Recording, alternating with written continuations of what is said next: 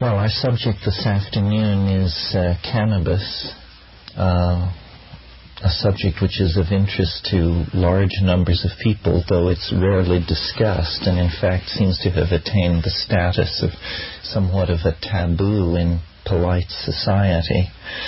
My interest in it is intense and lifelong, I must say.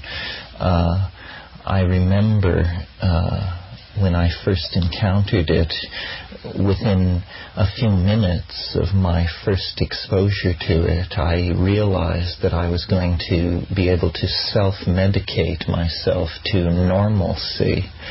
I was, as an adolescent, what's called a nervous child, and sort of had a personal style that was very hard driving and, I'm told, fairly abrasive.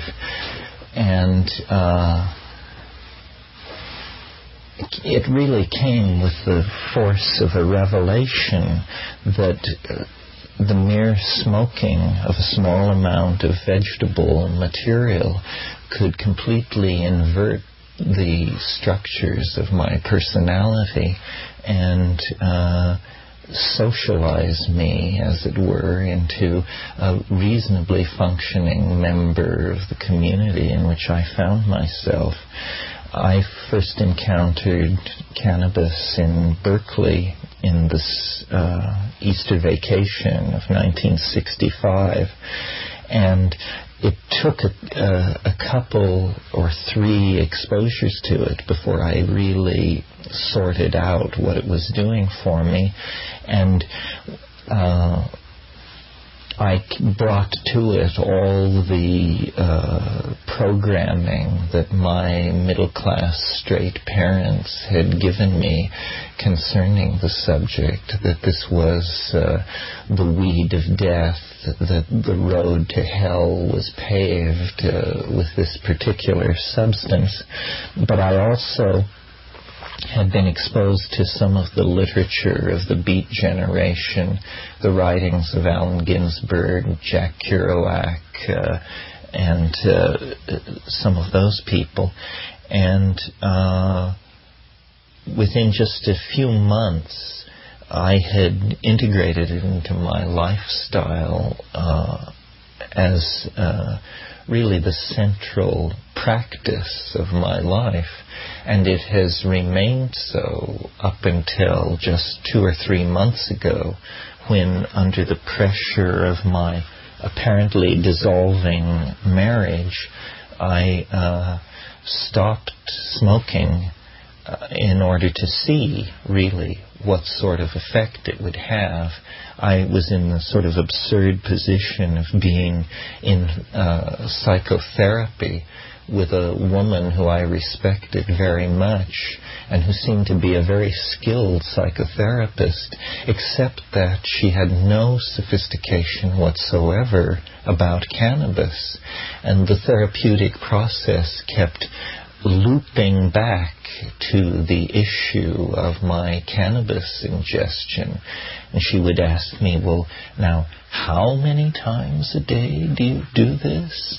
I would say 10 to 14. And she would say, and how many years have you been doing this? Well, 25, 26, 27. And finally I saw that it was impeding the therapeutic process, not in its physical effects, but in its effects on her attitude toward me.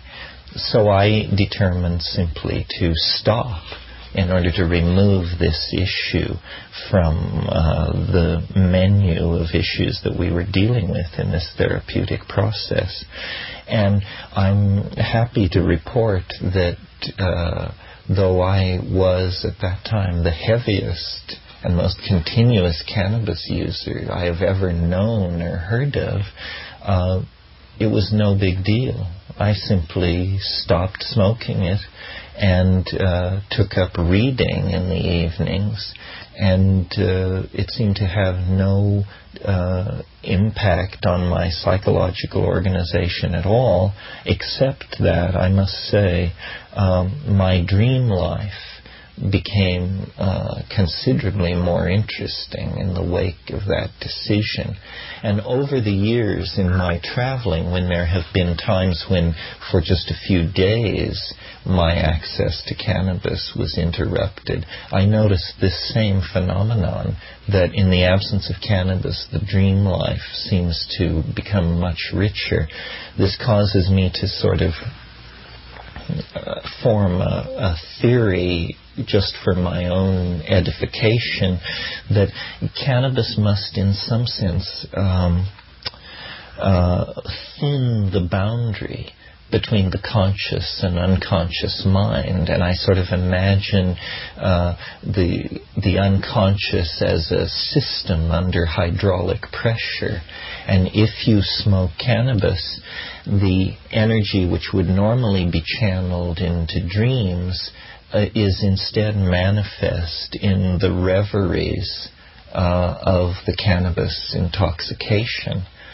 The reason that I've smoked it so assiduously over the years is very simply that it seems to dissolve a local and personalistic perspective. If I don't smoke cannabis, I worry about balancing my checkbook, the state of my immediate short-term career concerns. In other words, all the anxieties of the petty bourgeois pour in to claim my attention.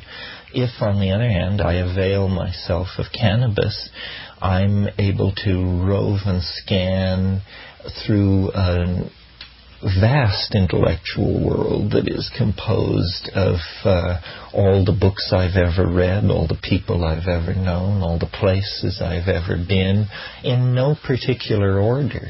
I mean, what I really value about cannabis is the way in which it allows one to be taken by surprise by unexpected ideas. In the absence of cannabis, my creativity is a kind of brick by brick, linear extrapolation of certain concerns based on what I've just read or heard in conversation. If, on the other hand, I smoke cannabis, I can go in one moment from thinking about Goethe's color theory to, in the next moment, puzzling over a particular instance in Mayan historiography, or, the examples are endless. And I think that my experience is generalizable, specifically by looking at, for instance, the architectural and art historical motifs of areas of the world where cannabis has been institutionalized for thousands of years.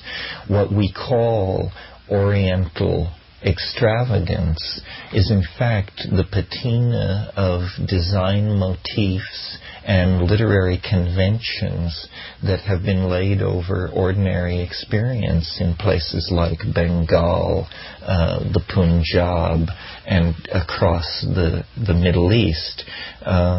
Islam is a civilization, to my mind, largely, though perhaps unconsciously, under the influence of the visions and the attitudes imparted by hashish.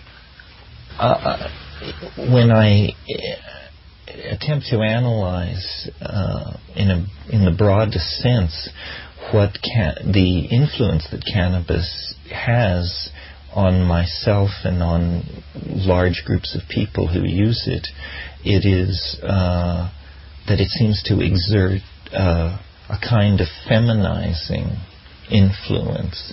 It's a boundary-dissolving drug, but a very gentle boundary-dissolving drug. It doesn't dissolve boundaries in the spectacular way that the mega-hallucinogens do. Of all the drugs that have been used by mankind over the centuries, I would venture to argue that cannabis is the most benign. Certainly, more money has been spent trying to find something wrong with cannabis than has ever been spent on any other drug, and the findings are woeful. Well, there's just no support for the idea that cannabis is anything other than as benign as a drug can be when you consider that it has to be smoked. So there is the issue of the generation of tars. Now, it is true that in India, charas, which is what is smoked as the equivalent of hashish, is actually a much more complex material. Charas often contains opium, nearly always contains datura, parts of the datura plant which contain tropane alkaloids, and it usually is held together by resin binders from various varieties of pine trees. Nevertheless, apparently the smoking of charas in India is also an extremely non-destructive habit. Alcohol, on the other hand, is demonstrably one of the most destructive of all social habits. I mean, I think what a bright world it would be if every alcoholic were a pothead. What a bright world it would be if every user and abuser of speed and caffeine were a pothead. It seems to be a plant which has evolved in very intimate association with human beings from a very early time, and hence whatever deleterious effects it has, we have managed to accommodate ourselves to them very well.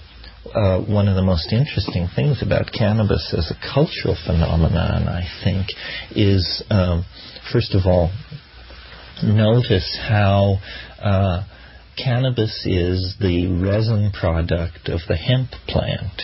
The hemp plant is, since the Neolithic forward, the preferred source of fiber and cordage. And I think it's interesting to note how the language of story and the technical language of weaving are very, very similar. In other words, we untangle a narrative. We weave a story. Lies are made of whole cloth. All of these words which describe the use of fibrous materials are also the words that we use for storytelling and narrative. And I think it's because probably these two concerns, weaving and storytelling and linguistic facility, go back and find themselves in congruence in the hemp plant. The other thing that's interesting is that in the cultivation of hemp for resin purposes, for drug production purposes, all the emphasis falls upon the female plant. The male plant does not produce a usable drug material, and in fact, female plants, if in the presence of male plants, become contaminated with male pollen and then produce an inferior drug product. So hemp it literally demands the honoring of the female. Now, I'm not suggesting that this was consciously in the minds of primitive people, because the female hemp plant does not particularly appear female in any way that can be associated to human femaleness. But it is nevertheless true that hemp plants come in two very distinct forms, and we now know that one of these forms is the expression of the male plant, the other is the expression of the female plant. So waves of Gailanic resurgence that have been coming and going since the Neolithic seem to me in many cases to carry along as one of the appurtenances of the Gailanic sensibility, devotion to this particular drug and this particular plant above all others. Anybody want to jump in here? Well, only a small question to start with. Since the leaves of the male plant do have a pharmacological effect, I just wondered if you had anything to say on your experience of comparing the effects of the two.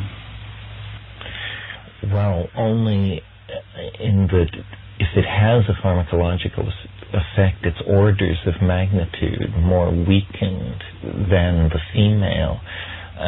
One thing I might say, we in the 20th century tend to smoke our cannabis. I mean, aside for the occasional holiday cannabis cookie, cannabis for us is something that is smoked. On the other hand, for the 19th century, and for all of European civilization, cannabis was something that was eaten in the form of various sugared confections that were prepared. And this method of ingestion changes cannabis into an extremely powerful psychedelic experience.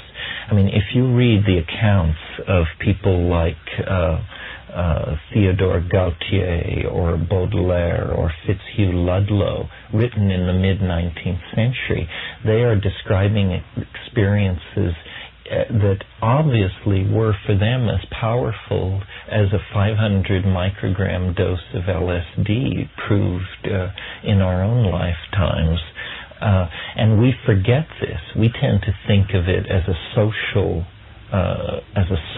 drug and a kind of a minor drug on a par with smoking a cigarette or having a cognac or something like that.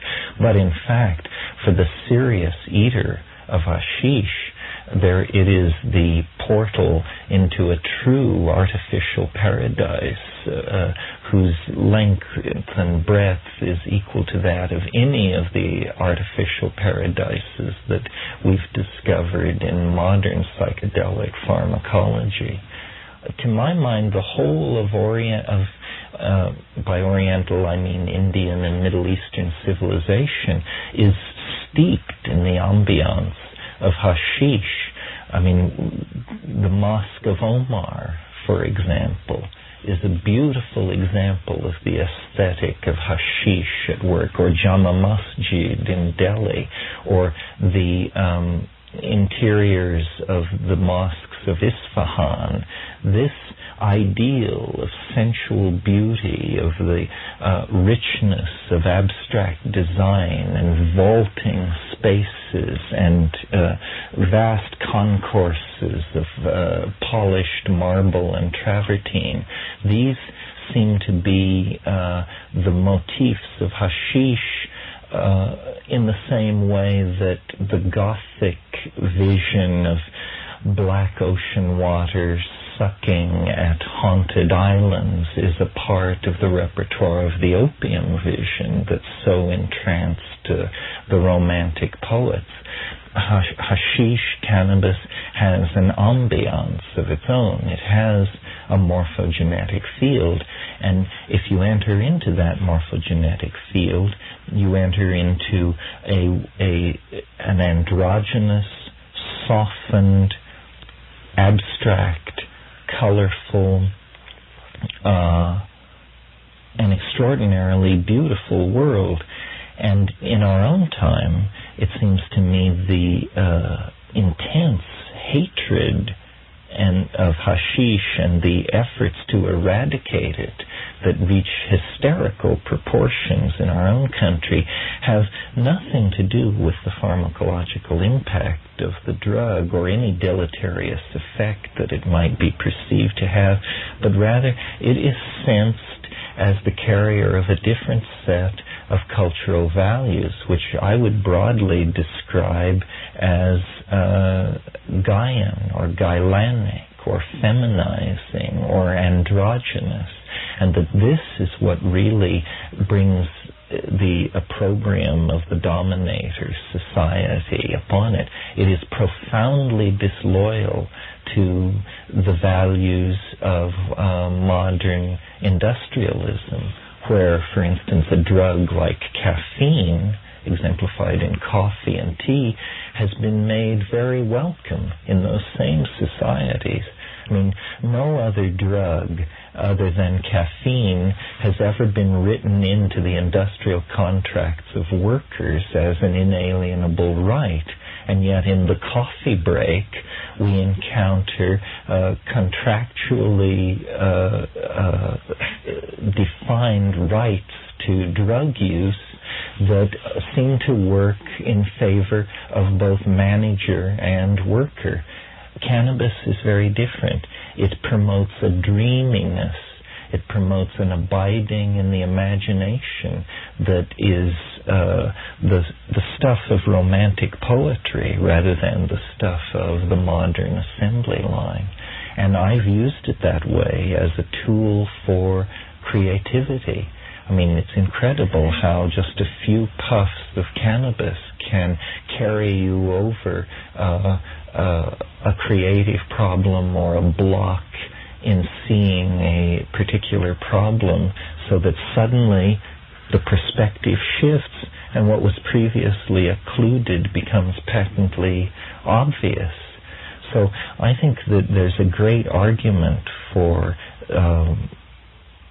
above and beyond the well-known and familiar arguments for legalizing this drug, that it would provide revenue for governments, that it would decriminalize a class of people who, if it weren't for their devotion to cannabis products, would be seen to be among the most law-abiding of all classes within society. These arguments are familiar and have been made very eloquently by other people.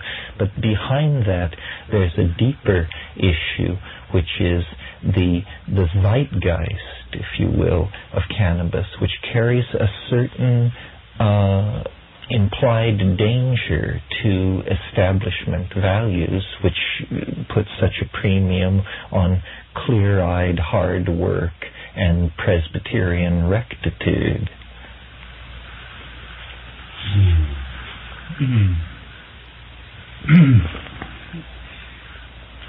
Well, I think it's interesting that in countries like Egypt and India, where cannabis has been used for millennia and accepted as part of society, that now, both under the influence of the United States foreign policy and of industrialism, there's now attempts to suppress or stamp it out. Countries like Malaya, where it's been accepted as part of Kampong life for many, many generations, now there are strict laws, draconian attempts to stop people smoking it. And death penalty. Even death penalties. So it's true that there's a shift in valuation taking place, imposed by the West, going together with industrialism, which is happening, and it's clear that this is something to do with this change in consciousness. It's also clear that in the 19th century there was a very different attitude on behalf of Western powers, and cannabis was not illegal in Western countries, and indeed in India. The British government in India operated a cannabis monopoly. The cannabis trade was the monopoly of the government, and this continued in parts of India, like Uttar Pradesh and in Pakistan, until quite recently. Maybe it still goes on. But when I was last in Lahore, in the bazaar there's a little shop, which says over the door, Government Opium Shop, and this shop deals in cannabis and opium, and is still, or was still, part of the government monopoly.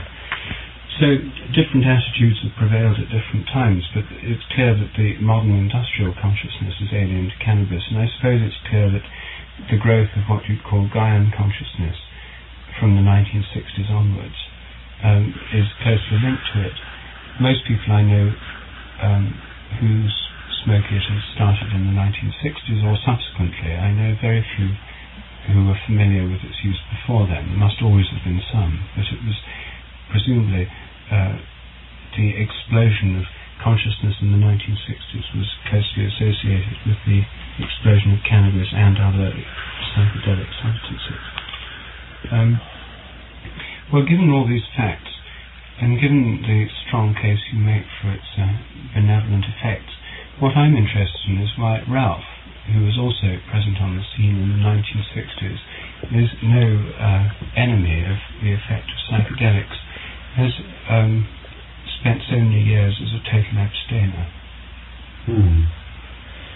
Well, I'm afraid I'm going to have to disappoint you because I have an extremely positive attitude toward cannabis.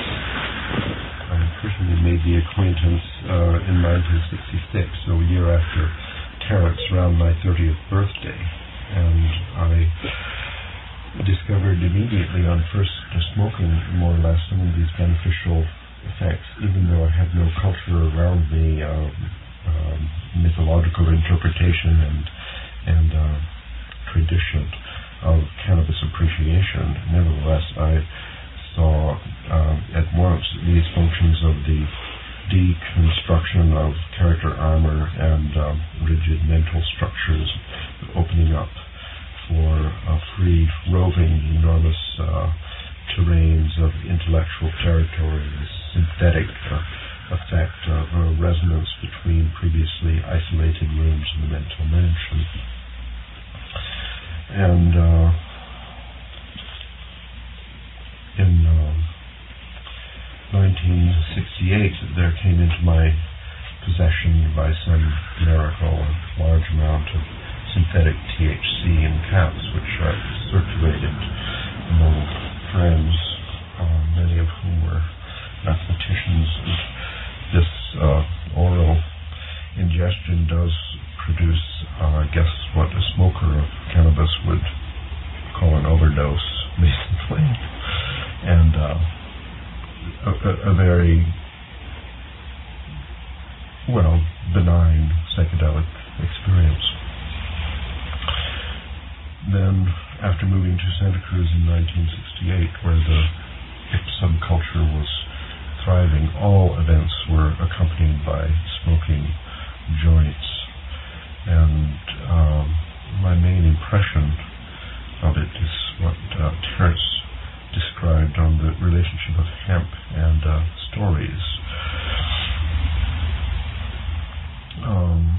I've learned this word diaphanous from you, Terence, thinking of triaphanous, the triaphanous web that we weave in our meetings, this kind of strong coupling, enhanced resonance was, in my experience, characteristic of the cannabis experience. So we started with the chant Om Namo Shivaya, and in India, the smoking of charas is a most commonly it's a form of puja for Shiva. Daniel Rue has emphasized the history of the Shaivite religion as preceding the arrival of the Indo-Europeans, the Aryans, into India. It's associated with the Dravidians now living in the south of India. And he identifies also this Shaivite religion, prehistoric religion, with Orphism in Greece. Shiva, Orpheus, this is the same. So the association of cannabis and Gylany, I think, is a very reasonable conjecture on prehistory, that cannabis was an important crop in Mino and Crete, was an important ingredient in the Dionysian revels before alcohol took over it was maybe the secret and most important ingredient in the maintenance of the dynamic partnership societies of the prehistoric past. Therefore, the fact that its arrival into mass use, breaking into mass use through college campuses in the 1960s, did give birth to the hip subculture, gave rebirth to the Gyranic resurgence wave, yet another Gyranic resurgence wave in the 60s. So this is the pretty powerful benefit for the argument in favor of the free availability of cannabis in a society. It has beneficial effects, which are not only a little bit beneficial, as, for example, creativity, enhanced health, or something like that. It aids the diaphanous web, the communication, the empathy, the appreciation for another view, the possibility of resonance between one's ideas and other ideas, opening up creativity on the scale of cultural evolution in personal relationship, the way in which sexual experience is enhanced, for example, the aphrodisiac effect of cannabis in the right dose. Just one example of its overall synthetic role. It is medicine for cultural evolution, and that's my experience. But if you want to know why I stopped, I think,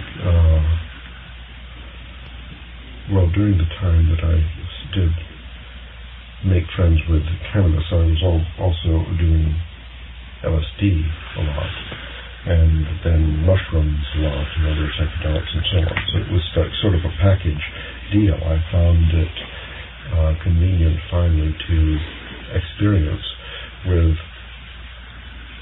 the other side an alternate behavior in which there would be a focusing on a tiny point of consciousness to a kind of focus and concentration maintained over a long period of time, which brought its own benefit, another kind of benefit. So after synthesizing and deconstructing armor and obtaining new views over vaster territories and so on, you want to produce a product, like proving a mathematical theorem, which sometimes takes 7 years of concentration on a single point in consciousness. This kind of activity for me seemed to be enhanced by abstinence from everything, from newspapers, from other people's stories, from dinner party talk and so on, and from large parts of my own consciousness, just focusing on a point. I found, experimenting with every different variation of behavior, that in order to accomplish my goals, say around 1980, when I quit all psychedelics for a while, trying all these experiments in varying parameters, I found that the least of everything, indulging in a process in India they call syncretizing, giving up everything and then bragging about that. This brought about more and more increase of the performance for myself that I was seeking at that time. And this is like an elite athlete searching for ultimate performance, of trying to break some kind of world record for focusing on a point. It's even what I was doing was difficult and required rigid discipline. I invoked these ideas of yogic discipline that I had learned in India, and they're responsible for a certain kind of ultimate performance, as cannabis and other psychedelics enhance a completely different kind of ultimate performance. And I suppose this is, I guess you could say, another binary of focusing and defocusing mental states. In my current state, now more than 10 years old, I realize is approaching the breaking point, and soon it may be necessary for me to relax on a fairly massive scale in order to regain novelty in my approach.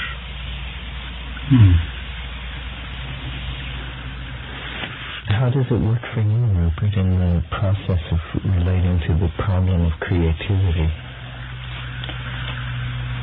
Well,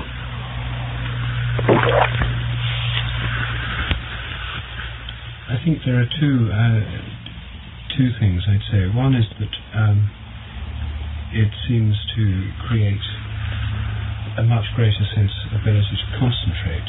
So contrary to your experience that concentration is easier without it, I found that one of the effects is a greatly enhanced ability to concentrate, whether it's listening to music, to concentrate on the music and not be distracted by other things, or whether it's reading something and thinking about the ideas and following a chain of thought to try to concentrate on that, or a line of exploration and conversation, or in writing to concentrate on the flow of thought and onto the expression of the words and the way in which the language can express the idea, the tremendous concentration that's required in writing something, at least which I find is necessary for writing books. Or thinking out the structure of a chapter or of an argument. I find that it's a great aid to concentration, partly because, as Terence says, it makes it possible to enter a state where these become things of importance, and the everyday concerns about checkbooks, banks, mailing a letter, this kind of thing becomes secondary importance. So it may be partly by removing the niggling preoccupations of mundane existence that it becomes easier to concentrate.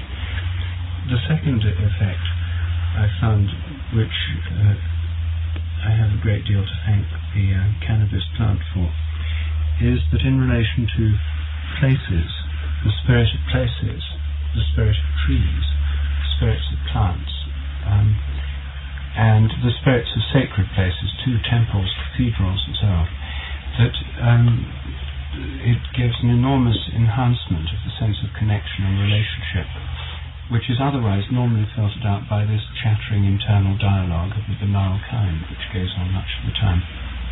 So that, I suppose, would fit with what Terence says about the dissolution of boundaries. There's a much greater sense of connectedness. But there are two other things that come in train with this. One, as Terence noted, a suppression of dreams. Whenever I'm not a constant smoker, of the kind that you were, Terence, more sort of occasional. But in periods when I don't smoke at all, then I notice a much greater intensity of dreams. I remember more dreams. They seem to be much more vivid. Periods when I'm smoking, I don't remember dreams at all, usually. So there is this curious suppression of dreams, and I don't really know what to make of that. There's also an effect which I think is a negative effect of cannabis, and which is one of the reasons why governments and industrial civilizations try to suppress it, which is that because it produces a kind of physical relaxation which allows the mind to expand and journey and one's psyche to connect and so on. This, I think, the other side of that coin is that there's a kind of toning down and tuning down of the whole springs of action of the body. So one's perfectly content to sit around doing not very much. It doesn't produce a tremendous urge to go and empty the dustbin or do chores around the house and that kind of thing. And indeed it's this kind of activity which is easily identified by external observers as physical laziness, which is the reason for its bad reputation in countries where it's habitually used. In Kashmir, for example, I was staying in Srinagar at one stage, and I had an agricultural project in Srinagar, and I was staying with a friend who was studying Kashmiri Shaivism.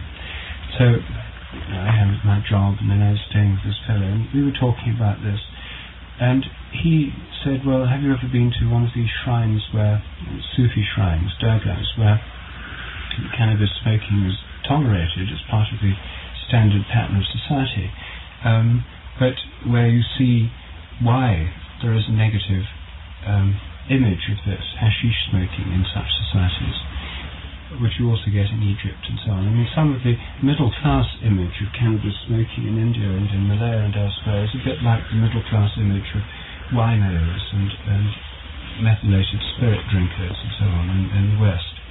We went to the shrine, which was the shrine of a Sufi saint, and attached to it was a smoking room, and this room was full of people smoking hashish, sitting around the walls, and there was a place there where you could buy it. So we sat down and had a puff, and it was a dreadful revelation to me when the man sitting next to me spoke to me in Urdu, and he got bleary eyes, he'd got several days' growth of stubble, he was in ragged, smelly clothes.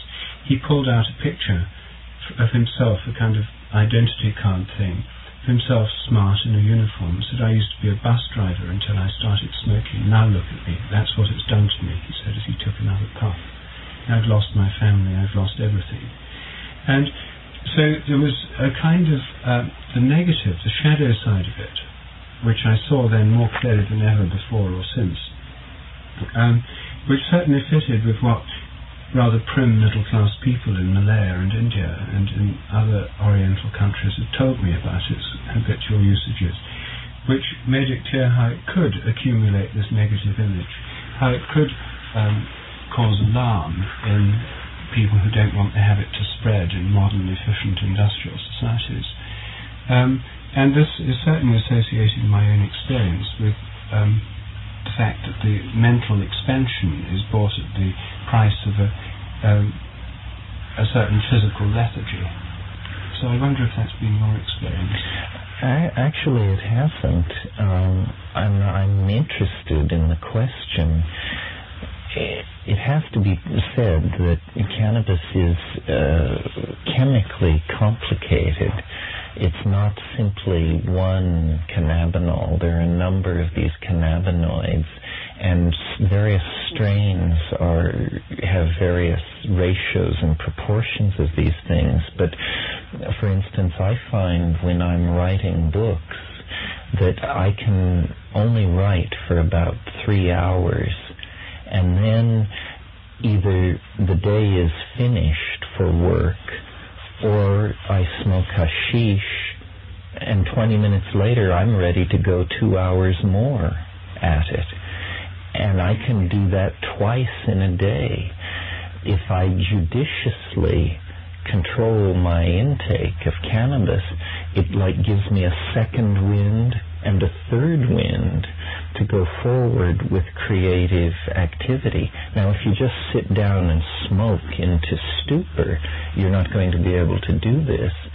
But if you just stop this now tiresome and boring activity and have a couple of puffs, and then you sit and you have a few interesting thoughts, and you feel completely revitalized and able to go back to it. And I've noticed this not only with creative work, but with physical work. For instance, if I'm stacking wood, I'll stack half a cord of wood, and then I'll either think, well, I'll finish stacking it tomorrow, and then I'll go in and smoke some cannabis. And a half hour later I'll say, well, why wait till tomorrow? I'll just go and finish it right now. I think you all know Paul Bowles' book, or the statement that a puff of keef makes a man strong as 20 camels in the courtyard. There's something to this. It's not simple. It can turn you into a stupor, sort of lazy, loutish person. On the other hand, it can allow you to do very hard work for very long periods of time. So you sort of have to manage it. And I think a lot of people don't learn to manage it. One of the things that's always put against marijuana is that it destroys short-term, or it destroys your memory. Well, I dare say I have a prodigious memory, and I'm the heaviest smoker I've ever known, and my memory for dates names of painters, writers, literary and scientific minutiae, odd vocabularies in specialized areas is very great. And I don't credit Cannabis with that, but I certainly can't believe that it has damaged my ability to do this. Now, it is true that sometimes in a conversation you will lose your thread, but on the other hand, it gives you an equal power to brilliantly fake the situation and to pick up the thread and re-stitch together the narrative. The other point I might make that we haven't mentioned yet, or 2 points actually, is that I think it gives an extraordinary verbal facility. And this is actually what won me to it in the first place. My reputation as a public speaker is based on my supposedly dazzling oratorical abilities, but I come out of a peer group, a karass in Berkeley, where everyone was able to do what I do. Everyone seemed to be able to hold forth for hours on the most arcane subjects. And in fact, when I got into cannabis, the style of doing it that I enjoyed most was I ran a kind of cannabis salon, as it were. And people came and they smoked and they talked and talked and talked. And this is all we did was talk. And no recordings exist of that era, but I believe that the conversation was brilliant, wide-ranging, prescient, to the point, and extraordinarily creative and capable of astonishing. And I give complete credit to Cannabis for that. I remember the second time that I smoked cannabis, I was a great fan of Herman Melville at that time, and my friend and I smoked some cannabis and then called on some young women at a dormitory that we were courting at that time, and we went into the visitors' room of the dormitory, and I was able to hold forth for an hour in a pseudo-Melvillian style. I created on the spot, without hesitation, a short story in the style of Herman Melville that was dazzling, apparently, to my hearers. Well, this is verbal facility of an extraordinary sort. The other area where I think it has an important role to play that we haven't talked about is in sexual performance and sexual stamina. When I first became sexually active, and I think this is a problem of many young men simply because they have so much juice going, is premature ejaculation. All my sexual encounters were haunted by that possibility simply because I was just so hyped up over the idea of having intercourse with someone. Well, I discovered that smoking hashish gave me an incredible ability to control my ejaculation and also my sexual stamina. So these were invaluable social skills. It gave me verbal facility, sexual stamina, control over my ejaculation, beautiful visions, a prodigious memory. It did everything but suppress appetite, which it certainly did not do.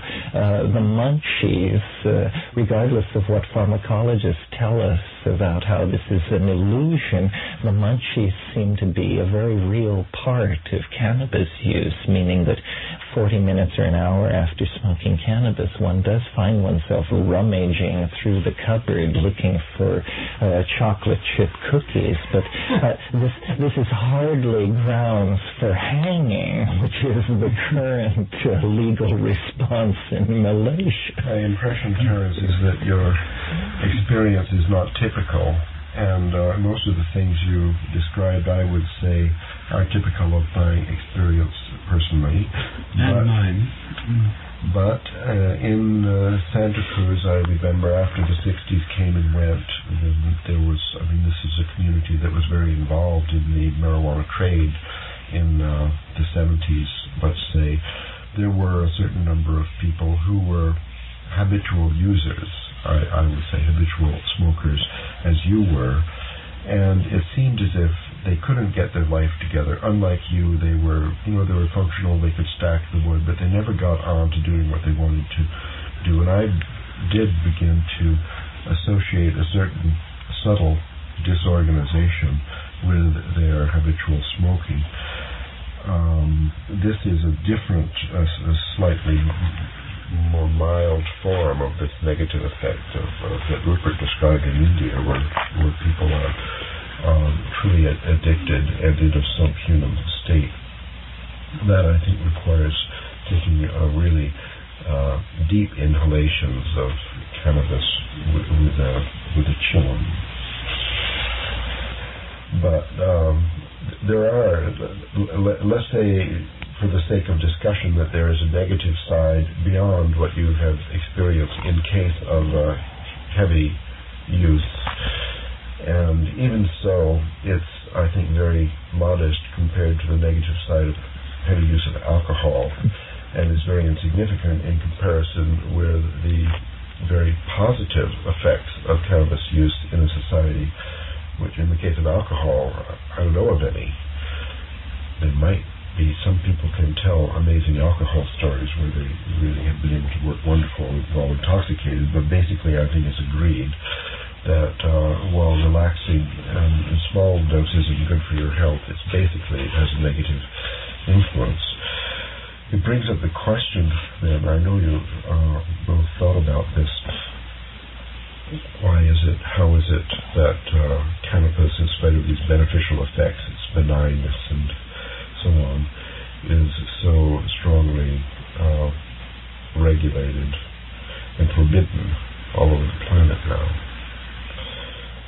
One idea I know from previous, that since cannabis is the orphic drug, it's associated with the goddess, and then in the patriarchal takeover, of course, it was one of the things that was knocked from the pedestal along with chaos and the goddess. But even now, in this modern society where we have no recourse to these old myths and people are not really afraid of the goddess re-emerging, there's this incredibly expensive drug war going on. People are not speaking of cannabis now, I think, because the atmosphere for it is much more hostile today than even 10 years ago. 10 years ago, I used to speak about my experience with psychedelics in class. Now I wouldn't. It's better not to. Not because the police are going to come and carry me away, but the immediate reaction of these people I'm trying to communicate with is going to be very, very negative. More negative than if I was alcoholic and put in jail for driving while intoxicated. So some kind of paranoia about whatever cannabis represents to people, the significance and the mythological, this paranoia is on the increase in this decade, and I wonder why you think that is. Well, first may I say that I think this paranoia is somewhat polarized, in that there is a rising paranoia in the United States, which has partly been exported to countries like Malaysia. The paranoia about cannabis in Europe is definitely on the decline. Cannabis has been effectively decriminalized in Holland, in Switzerland, in Italy. Even in Britain, even in the Thatcher regime, there was an article recently in the newspapers saying that something like 90% of the people the police catch with small amounts of cannabis are now let off with a caution, not even fined. In Italy, the possession of small quantities of cannabis is not a criminal offence, and even somewhat slightly larger ones is treated on a par with parking offences. you get a ticket or something, minor fines. And the movement, even in Britain, which is probably the most closest to America in its in general attitudes in Europe, there's been a progressive attitude on the part of the police and even increasing numbers of legislators and judges towards decriminalising the use of cannabis. De facto, in small quantities, this has actually happened. So rather than zero tolerance being the rule, there's in fact been an increasing tolerance in most European societies to the use of cannabis over the last decade. And full-scale legalization may not yet have come, but this has happened de facto in various parts of Europe. There are streets of Zurich, for example, where you can sit in the street at cafes and smoke openly. There are certain streets where it's tolerated, unwritten agreements. There are parts of Amsterdam where it's sold over the counter in cafes, even advertised, different brands of it. There are cards up with prices on public display. There has been a countervailing move in Europe, and so it's not as if this hysteria is gripped everywhere equally.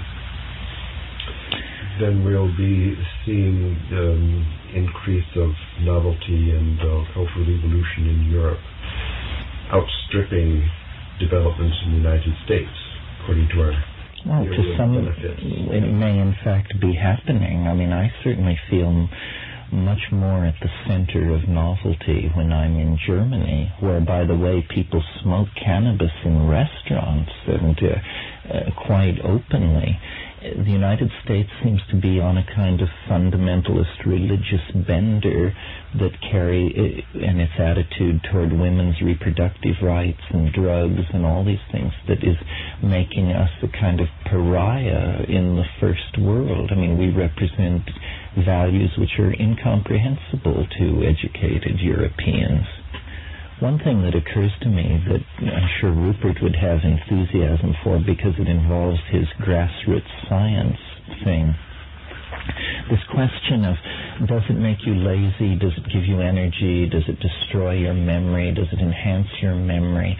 Because I've smoked so many years, so many different kinds of dope, of cannabis, I've come to hold pretty strong opinions about its various forms. And I think that, number one, charas is a debilitating drug. It has opium in it, it has datura in it, and it has various additives and binders that are not good. Marijuana, which is how most Americans smoke their cannabis, involves the incineration of too much inert vegetable material, so that you are getting pesticide residues, carbon monoxide, tars. All of these things are complicating the question of what does cannabis do. To my mind, the true test of whether or not cannabis is what the pharmacological effects of cannabis are, we should almost restrict our discussion to high-grade Lebanese hashish, which is truly nothing but the compressed resin of the female cannabis plant. And that's the classical hashish of the Arab, and that's what I prefer and feel almost to be a different drug from both Mexican marijuana and Pakistani or Indian hashish. Those things do carry detrimental qualities that are not present in the pure, for instance, 3 Lion or so-called red Lebanese hashish. That's the hashish that we want. That's the cannabis product that I would feel is the one that everyone should smoke before they judge or form a strong opinion about what cannabis can do. In spite of the increasingly repressive atmosphere in the United States, I imagine that marijuana smoking is still on the increase. I mean, it's very widely used, at least secretly. They claim not, but there's a decrease. flight. Tonnage? Yeah, they claim so. Still, it's widespread, sufficiently widespread that a certain amount of grassroots scientific experimentation could be going on if there was a way to share the results of the experiments. Yes, this is something that grassroots, no pun intended, grassroots science could tell us, is the relative benignity of various forms of hashish or of cannabis. Indeed, yes. I mean, this would be a fairly easy project to carry out. I mean, assuming people had access to supplies of which they could compare. There's not the testing labs available. I don't know if there still are on the streets in Berkeley or San Francisco, for example. You could take your specimen of hashish and find out if it was opiated or not. Yes, that is a simple test, but questions about tars, pesticide residues, carbon monoxide output, various methods of smoking. You'd have to have a revival of kitchen chemistry, as it were. Right. But I think that the pure resin of the cannabis plant is, you would be hard-pressed to design a drug with as many laudable qualities as that one.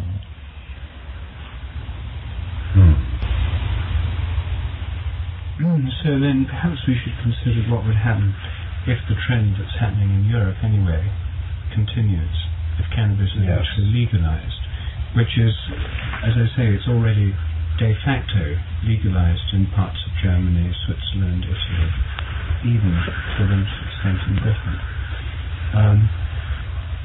So what would happen? I mean, it's not a prospect I actually ever relished, because I then imagine, Philip Morris, Anglo-American Tobacco Corporation moving into this area, and there's no doubt the restrictions on their commercials, but the idea that this could then be a mass-marketed product, large-scale international corporations would be in on it. BCCI. Well, there'd be the main high street banks and so on would then be financing these deals rather than they'd take over the role of BCCI quite legally. Yes.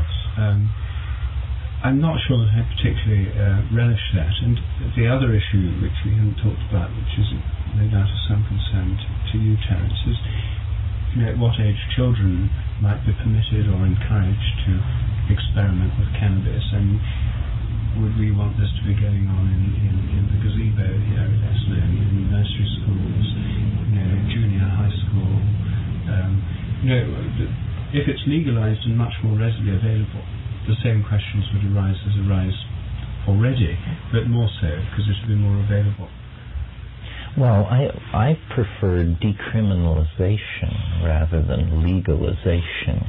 I don't think we need to simply say that any entrepreneur can invest in land, plant cannabis, patent a brand name, and begin to sell it on the open market. It would be much better simply to decriminalize it so that, and say something like each person could possess 10 plants, but that the transport and sale of it would be discouraged in some way, so that it isn't. You see, we seem to have the attitude that something is either illegal or we can just go gung-ho with it and turn it into the product of a multi-million-dollar corporation. It would be much better to just say that the possession of small amounts of cannabis for personal use pose no threat to society, and leave it at that. Well, how are you going to get your red Lebanese then? Well, you would find a way, just as one finds a way today. Easier if there was a government hash shop. Yes, although I don't find it difficult to get red Lebanese. The only thing I would hope is that we might get a price break if it were decriminalized. It's currently being sold because it's an illegal commodity. It's being sold at an enormous markup for what it costs to produce it. And this might be something... It's a very expensive business. Well, why we have legal alcohol and so many other things? Why not simply legal so there can be shops, there can be huge industries, and there can be gourmet growers using special methods and... Like wine, you mean? Like wine, exactly. Well, but then you have these problems which Rupert is pointing out. That once more it's handed over to Madison Avenue to be turned into something where they can't simply say it's available to those who want it. Well, people living in downtown New York City are not going to be able to grow 8 or 10 plants themselves. I was recently in downtown New York City, and I examined a pot garden that would have been the envy of any resident of Humboldt County. Well, real estate is expensive. Spare bedroom with grow light bulbs is expensive, and that's all right. But I think, why not legalization? What are the problems? Well, probably this would come. And then it would be, as far as the question of children, it would be available, it would be restricted to people below age 18 or something. Right. No, I think ultimately what we're going to have to do is legalize all drugs. Now, a hidden aspect of this is that governments make enormous profits out of the fact that these drugs are illegal. A harmless drug like cannabis, the interdiction, eradication, and the mafias which move it are all spun into government policy. I mean, governments have always been, and continue to this day to be, the major purveyors of drugs worldwide.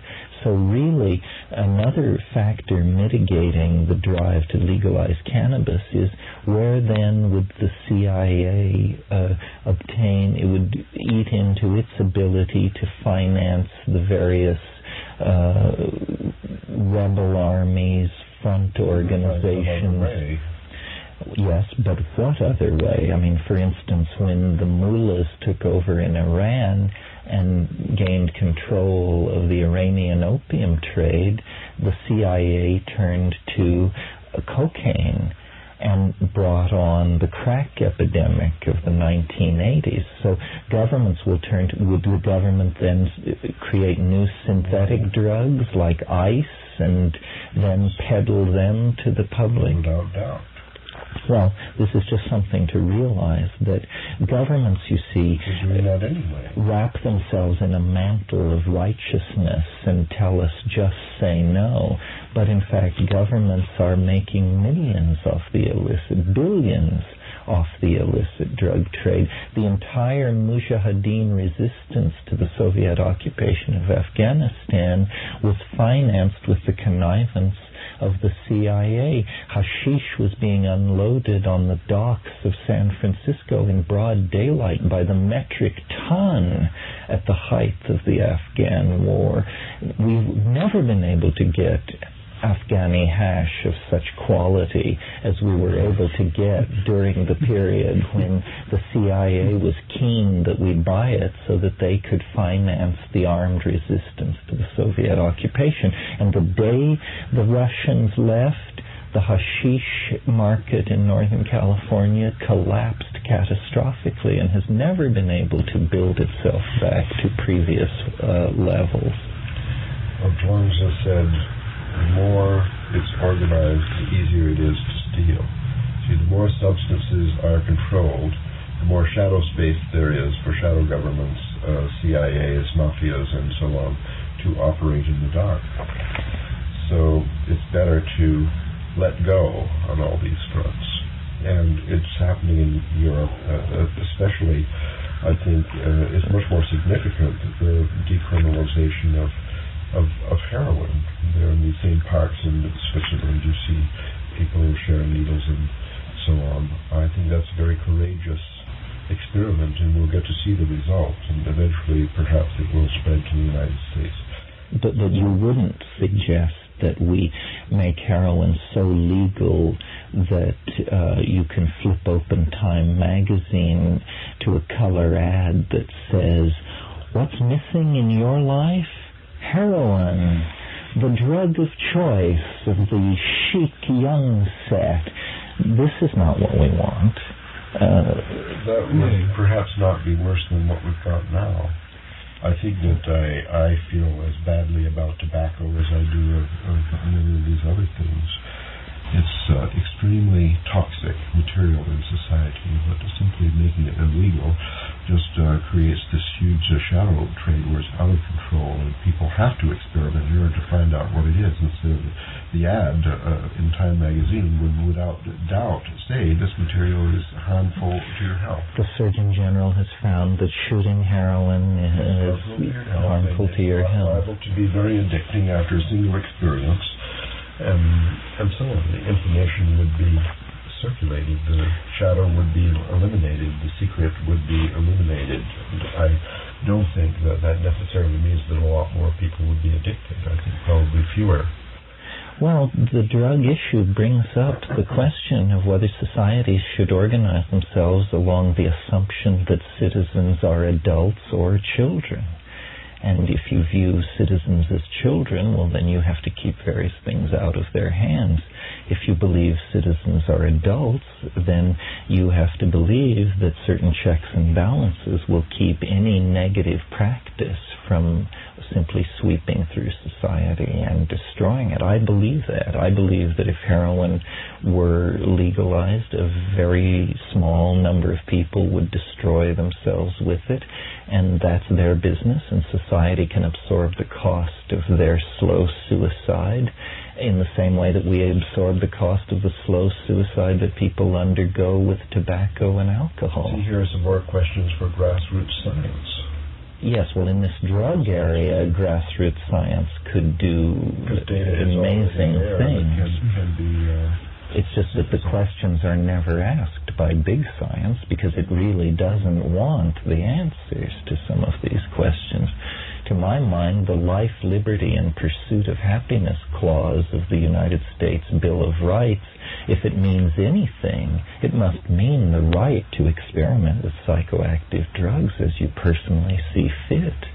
What does pursuit of happiness mean otherwise? Nevertheless, there are these enormous and growing problems of cocaine and heroin abuse. Are problems that no one seems to have an answer to, and which seems to be far worse than problems in the past.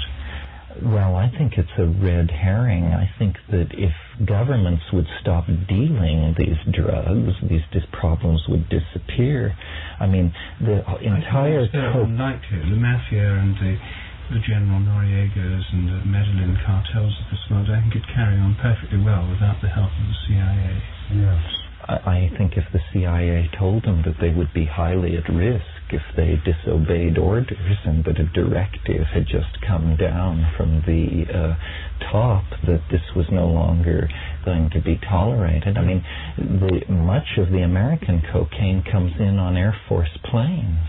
If you simply deny them the use of the American Air Force, it would pose a major problem to them in moving their... Not a suitable one. They've got other methods, boats, trucks across the Mexican border, all sorts of things. Well, you're not going to wipe it out, but you don't have to grease the slides for it. This is what the CIA is doing. But I think the experiments going on now with the decriminalization of heroin, which is similar to crack cocaine, I think, in its addictive power, they are very encouraging that method other than legal restriction could be successful in dealing with the crack problem.